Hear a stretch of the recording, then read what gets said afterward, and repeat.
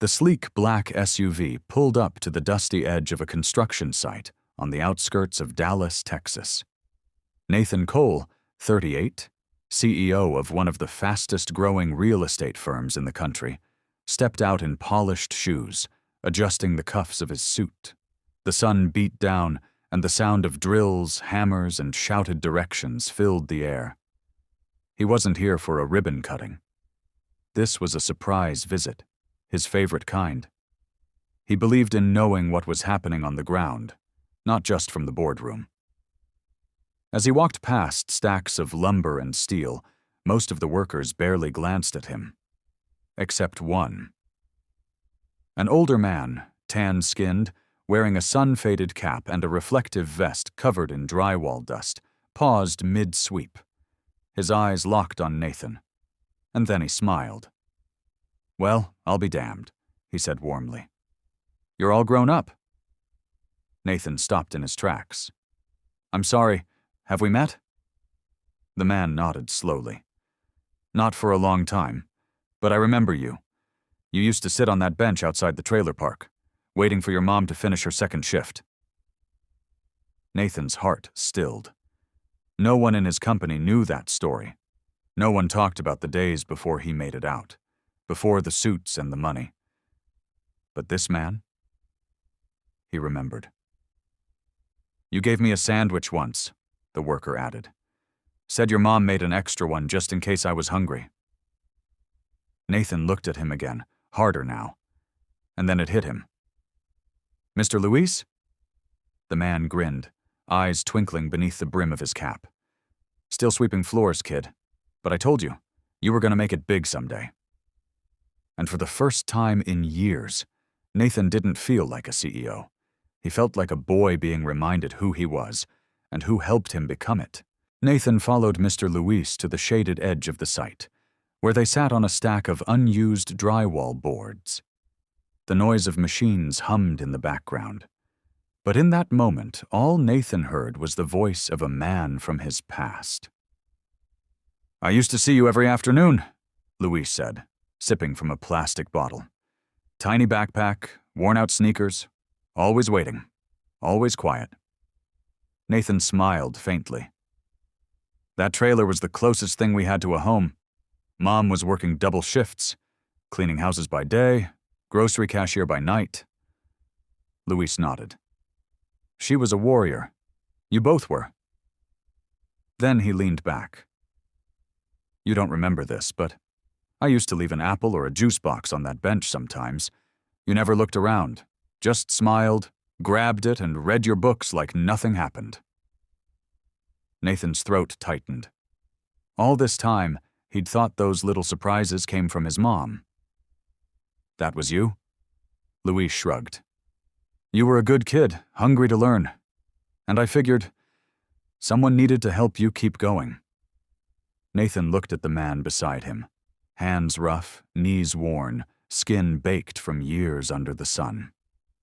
A man who had swept his way through life, never asking for credit, and yet somehow he'd quietly built the foundation for a boy's future.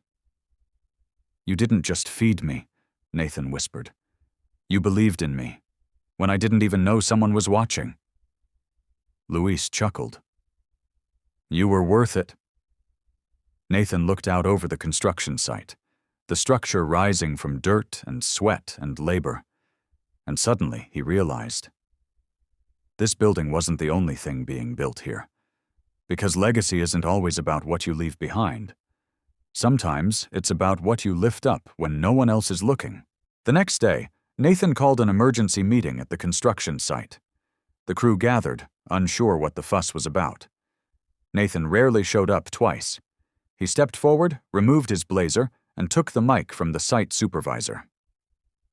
"Before I speak about the project," he said, "I want to talk about someone who helped build me long before I ever built anything." He turned and looked straight at Mr. Luis, who stood off to the side, confused. "There was a man who gave without expecting thanks, a man who noticed a hungry kid on a bench and chose to feed not just his stomach, but his hope." The crew looked around, puzzled. Then Nathan smiled. That man is right here. His name is Luis Ortega, and starting today, he's no longer a janitor on this site. He's the head of site operations and community engagement. Gasps. Applause. Luis shook his head in disbelief. Nathan, I just sweep floors. No, Nathan said, stepping forward. You laid the foundation for something greater than concrete ever could, and now it's my turn to sweep a little light your way. That evening, local news picked up the story. Billionaire CEO promotes janitor who helped him as a child. Social media exploded. Mr. Luis trended for 2 days. But Luis? He still arrived early the next morning. Same work boots, same humble heart. Except this time he had a badge on his vest. And when people asked how it felt to be recognized, he said, "Feels like a thank you that took 25 years to arrive, but it showed up right on time." Weeks turned into months, and the construction site grew taller, louder, busier. But now, something was different. Mr. Luis walked the grounds not with a broom, but with a clipboard.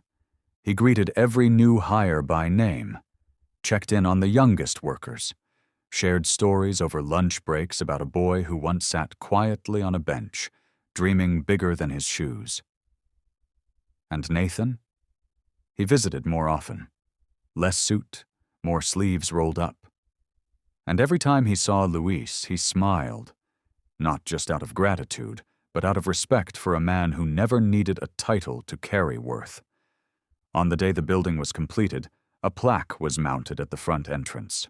Not gold, not flashy, just simple bronze with bold letters. In honor of Luis Ortega, the hands who lifted others without asking to be seen. At the ribbon cutting, Nathan said only one thing. Some people build towers, others build the hearts that climb them.